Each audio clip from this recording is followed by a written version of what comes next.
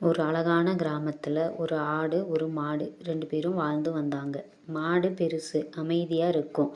ஆடு சின்னது, சுறுசுறுப்பாக இருக்கும். ஒரு நாள் வீட்டில் முன்புறத்தில் பசுமையான புல் நிறைய இருக்கிறத ஆடும் மாடும் பார்த்தாங்க. ஆடு சந்தோஷமாக குதித்து சொன்னது, இவ்வளவு புல் இருக்கு, எல்லாமே நான் தான் சாப்பிடுவேன் அப்படின்னு சொன்னுச்சு. மாடு மெதுவாக சொன்னுச்சு, நாம் 2 பேரும் சேர்ந்து சாப்பிட்டா நல்லா இருக்கும் தானே அப்படின்னு கேட்டுச்சு. ஆடு மாடு சொல்கிறத கேட்கவே இல்லை. அது வேகமாக ஓடி அதிகமாக புல் சாப்பிட்டுச்சு. கொஞ்ச நேரத்தில் அதுக்கு வயிறு வலிக்க ஆரம்பிச்சிச்சு. ஆடு வயிறு வலியால் துடித்தது. அப்போது மாடு மெதுவாக பக்கத்தில் வந்து சொன்னுச்சு, அளவுக்கு அதிகமானால் எதுவுமே நல்லதில்லை, பகிர்ந்து சாப்பிட்டா நல்லது அப்படின்னு சொன்னுச்சு. ஆடு தன்னோட தவறை புரிஞ்சுக்கிட்டு, நான் தவறு செஞ்சிட்டேன், இனிமேல் நாம் சேர்ந்து சாப்பிடுவோம் அப்படின்னு சொன்னுச்சு. அந்த நாள்ல இருந்து ஆடும் மாடு 2 பேரும் ஒன்றா சேர்ந்து புல்லை சாப்பிட்டு சந்தோஷமாக வாழ்ந்தாங்க.